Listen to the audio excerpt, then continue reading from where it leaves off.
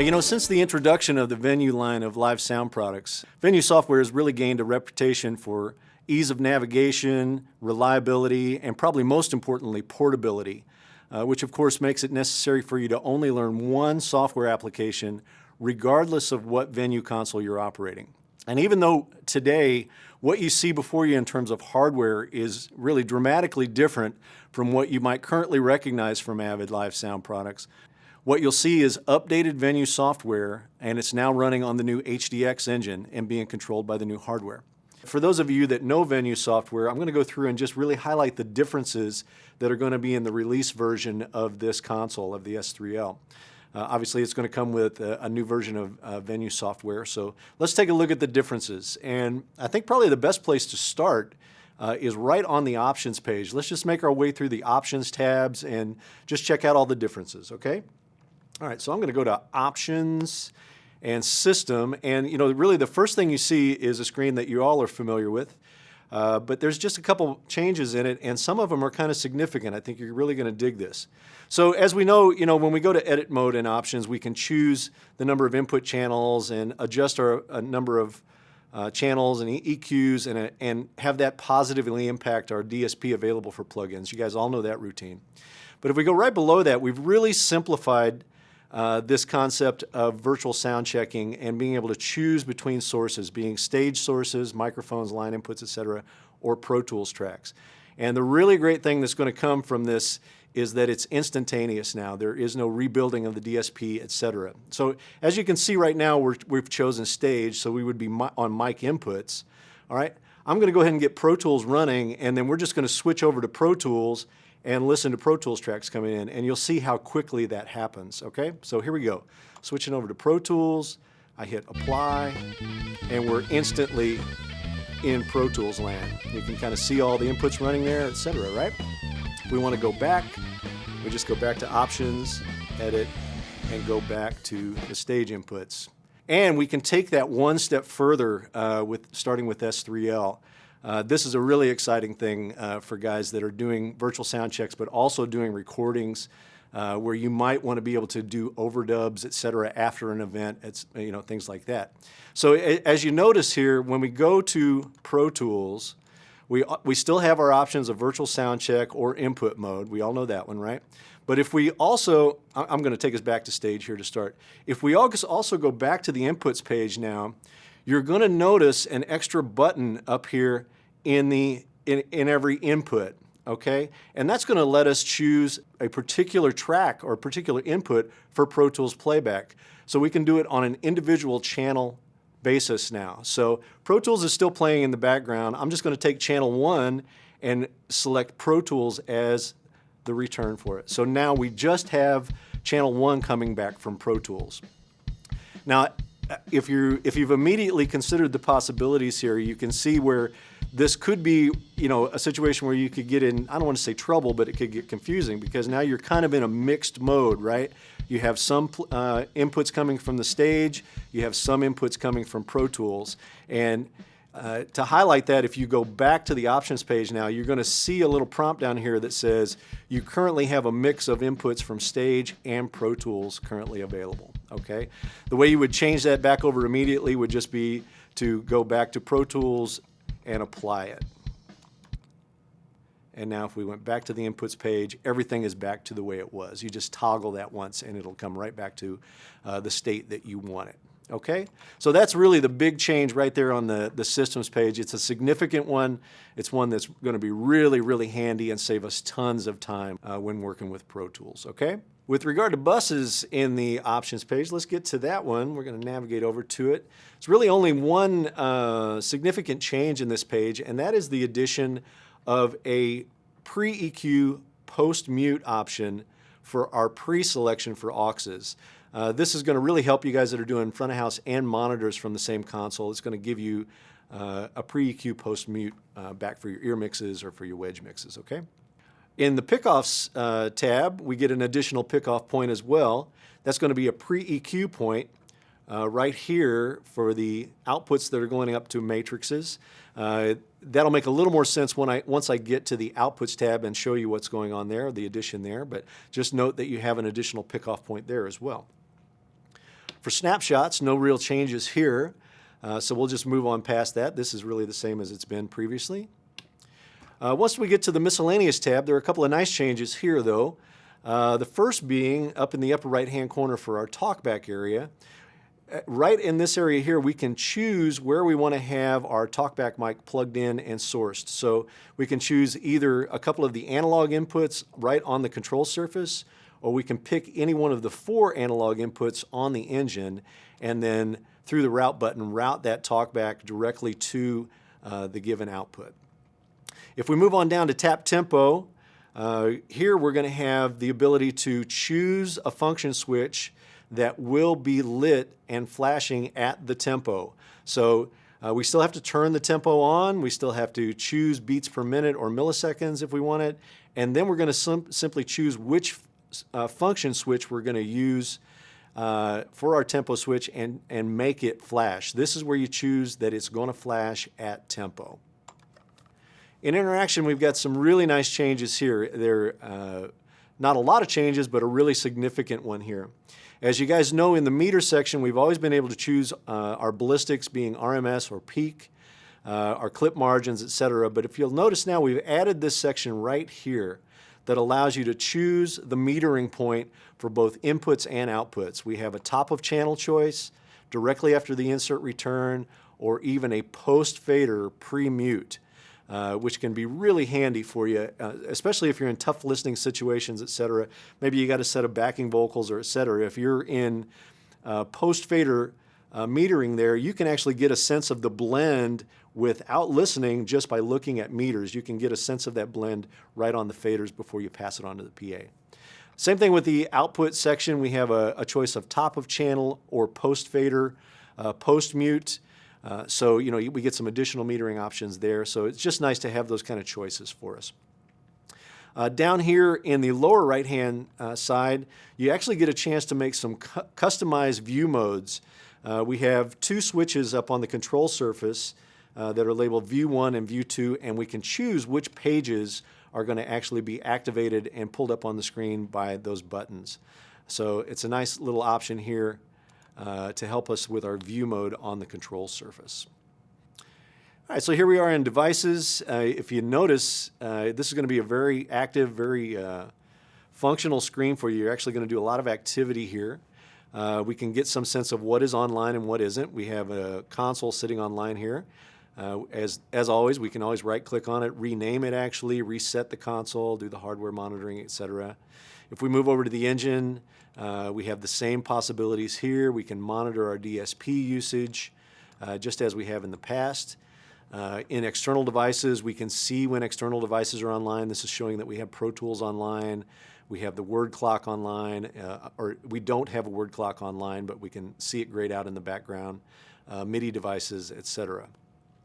Then as we move down to the bottom here, this is a very important area. This is where we're actually going to put our stage boxes online, our stage IOs.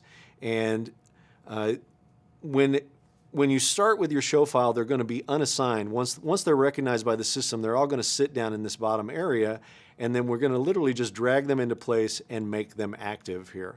So you can see me doing it here. I've drug 4 stage boxes up into place. I have LEDs to tell us whether they're active or not. I can actually mute the boxes from here. I can actually identify the boxes from here. I can click into an identify mode, and there'll be an LED on the stage box itself identifying itself as that box. Okay? So a lot of information to be gleaned here. Devices page, a very, very important one. All right, guys, as you all know, with regard to plugin processing, having AVID plugins, as well as a really rich selection of third-party plugin choices, has always been a mainstay of the Venue experience. That will certainly continue on with S3L, but because the S3L uses the HDX engine, it will in turn make use of the new AAX plugin format. Okay, let's move on to the Events tab. Well, you'll notice here really just that we have a few more actions, possibly a few more triggers, etc. So let's just kind of run through and see what we've got in terms of choices. I'm just going to create a new event here. Pull it down here. And in terms of triggers, we have our standard array that we've always had previously. with the addition of one additional set of triggers called a touch strip. When we get to the control surface overview, you'll see the touch strip. I'll kind of give you an idea of what it's meant for, but there are different zones for it. We can use those for triggers as well. Once we've added our trigger, we can add some of our others. Let's just add the touch strip. All right, so in terms of our actions, here's where we have quite a few changes. And you know, a lot of these can be handled on the control surface because we have a considerably higher amount of function buttons. We have up to 16 function switches now, where you can dictate any combination of mute groups and function switches. So, you know, for instance, we could choose to have a mute group for channels or outputs, or even mute all of the stage outputs. And we can come on down even to our Pro Tools. We can create a Pro Tools transport using stop, play, record. We can arm all venue tracks, etc., right from the control surface now. We have additionally, we have some control of the media tab, which I will talk about in a little bit. It's another playback option for us, playback and record option. So there's a number of events that we can build in there. We can also do some snapshot navigation here, where we can recall previous and next snapshots. We can recall targeted snapshots, etc. I can recall and navigate snapshots just with function switches now if I want to do it. Okay? So let's move on up to some main tabs. We'll kind of get through all of the main top-level tabs now for the Venue software. Let's start at Inputs. Really, we've already talked about the most significant change here, which is the addition of that Pro Tools Select button, where we can select an individual channel for Pro Tools playback in our virtual sound check, etc. The other thing I would just bring your attention to is we have 2 plug-in choices per channel strip here now. Let's move on to Outputs. In Outputs, you know, it's going to be the same, but there's actually some additional processing available to us on every output now. Of course, we have our third octave available, as we normally do on our auxiliaries and groups and matrices. But you'll also notice now that there's a second tab here, which is called Channel, and it allows us to have channel equalization and channel style dynamics on each output now. So we have additional 4 bands of parametric, as well as a compressor limiter on every output. Every auxiliary, group, and matrix has this available, and we can operate it simply with channel control, right? So if we go to the outputs and we select the aux, go up to channel control, we can put that equalizer in. We can start manipulating equalization right on the output using channel control. Very powerful. If we wanted to go back up the level, we go to the compressor limiter, we stick the thing in circuit, and now we're operating compressor limiter. And again, these are right on the outputs, so available to all auxes, groups, and matrices. So really significant difference there. It's going to be very handy and very, very good for us. Let's move on to filing. Filing, no real changes here. All of this operates exactly as it has done in the past, so no need to spend much time here. When we get to snapshots, no real significant changes here as well, short of the addition of this new scope, which is for the media page. And I'm gonna kind of break out the media tab on its own here. We'll discuss that coming up, and I'll come back to this page and show you the implications of that media scope. Okay, so after the snapshots page, obviously, is the patch bay page. Let's go there. Fair amount of changes here, all intended to make your life easier and less complicated. So let's start right with patching stage racks. As you can see here, we have 4 stage box possibilities, and even though they're not online, I can still patch for them, of course. But we also have these 2 additional little buttons here, which are little grid boxes that are going to allow you to patch quickly if you're going to do a lot of one-for-one stuff. So for instance, I have stage 1 selected here. If I just wanted to make a one-for-one patch, I could do this, obviously, but I can also use this button now to just simply do it automatically. Bang, already done. All right, so with that thought in mind, I can also clear that grid using that button, or I can select more stage racks and make an entire one-for-one patch.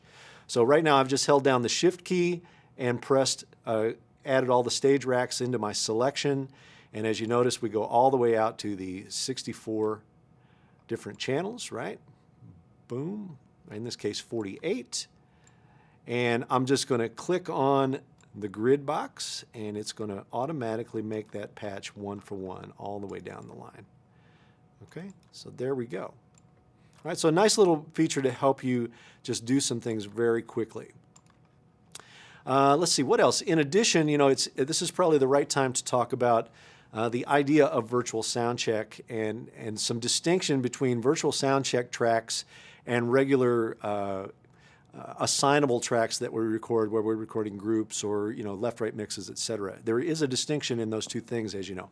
So the distinction being that anytime we have a mic pre online, there's automatically going to be a virtual sound check track created as a function of that, right?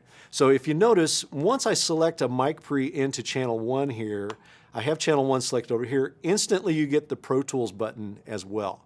All right, that's an indication that we can have we're going to have a virtual sound check track for that. Likewise, if we go down to the Pro Tools tab, I don't know whether you'll be able to see this in terms of resolution, but you can see that channel 1 is kind of purpled out here in terms of its availability to be used as an assignable. So we've said, okay, track 1 is now a virtual sound check track. It's not available for use as an assignable. Likewise, if we took track 2 and made it used as an assignable, now it's getting information that is not preamp related. If we go back to channel 1 now, we still see all the preamp information and the virtual sound check. We go to channel 2. It's strictly coming in as playback now from Pro Tools. Okay? If we went to outputs, obviously we could assign that and any output to that track as well. So we have that full input and output path, 64 tracks worth, but we have to decide now whether it's going to be a virtual sound check track or it's going to be an assignable. It's going to be ultimately way, way more flexible than what we've done in the past. So with regard to navigating the patch bay, we have 2 additional tabs that I want to discuss very briefly here. And they represent the other parts and pieces of the S3L system. Obviously, we have the stage boxes in play. But we would also be able to go to the engine and look at all of its input and output possibilities, right? So here is our engine.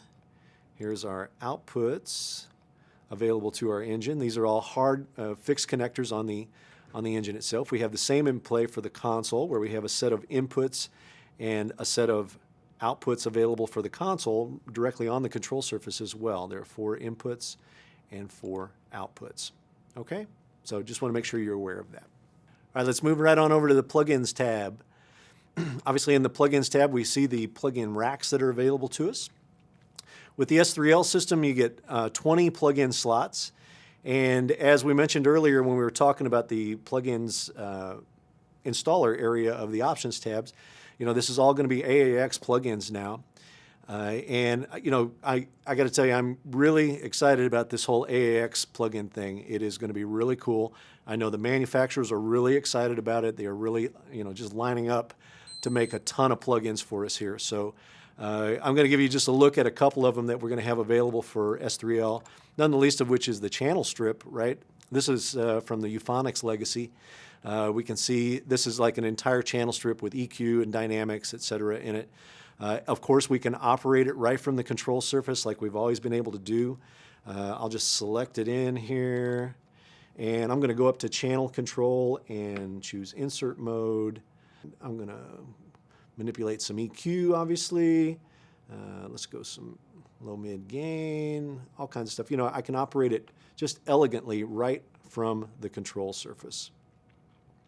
All right. Same thing goes for reverbs, obviously. Here's Revibe, which is a nice one.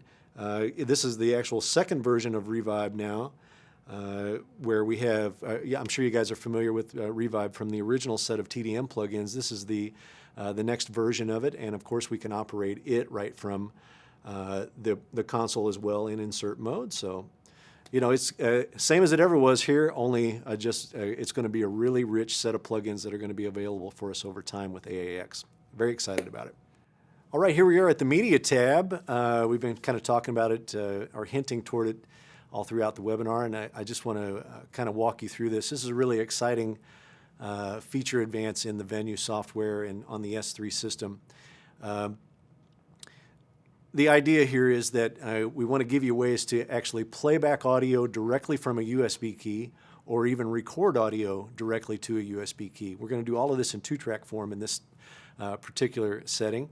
So let's jump right into it. I'm going to kind of show you around this window a little bit. We have a playlist window here on the left. We have a library window here on the right where we're going to pull in audio from, and then the ability to patch this playback back to our console. Okay, so first thing I'll do is just set up where we're going to play the audio back to, and we can do that just by clicking on either one of these little rectangles here to take us directly to the patch bay. So I'm going to click on that one. And as I've kind of mentioned previously as we were going through the patch bay, we now have USB available to the patch bay. That's going to patch directly from the USB playback directly into your channels. So it's just a matter of choosing where you want it to land. So I'm going to actually land it into an effects return that I've already got labeled playback. So just going to go there and patch it in. We go back to media and we see that that's where it's patched in effects 8 and left and right. And now it's a matter of getting our audio. I actually have a USB key here that I've got some 2-track audio on. I've got things like walk-in music that I can pull from here. I've got some music that we would maybe use for system tuning and voicing during the day.